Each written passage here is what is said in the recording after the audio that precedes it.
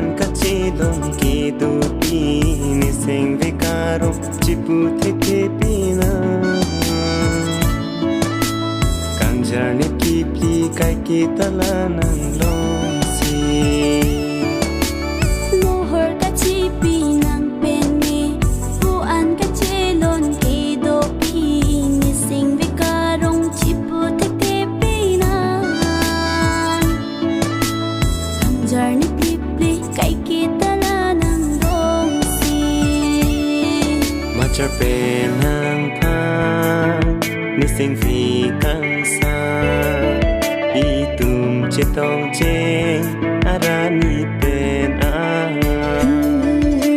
mohor kachipi nang penne la la la la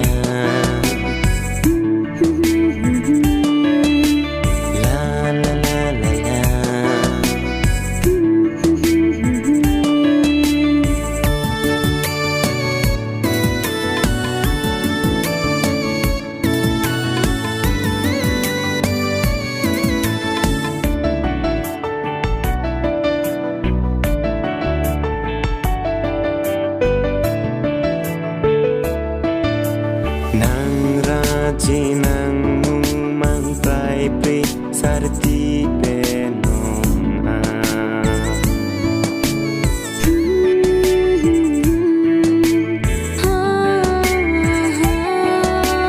kang hon nang si do dong ni sarti pen ni sing vi along kang hon do kok lu bon nang pa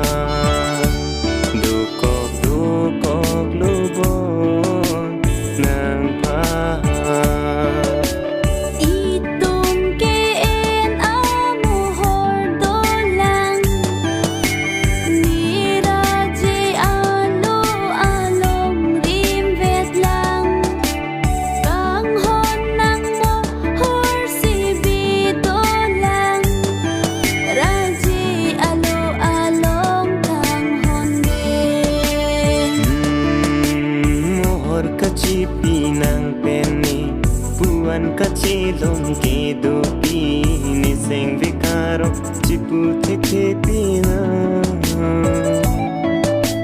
kangjar ni pipli kai kitala nang longsi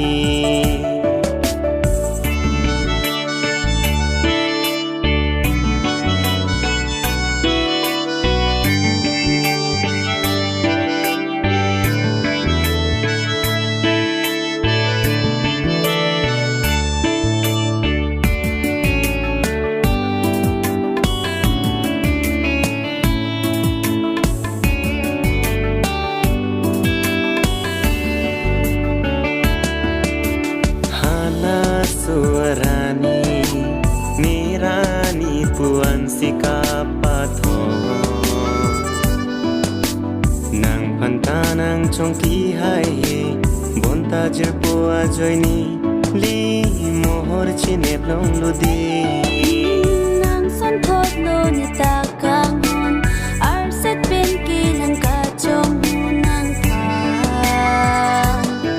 nang idum ki wang ni chima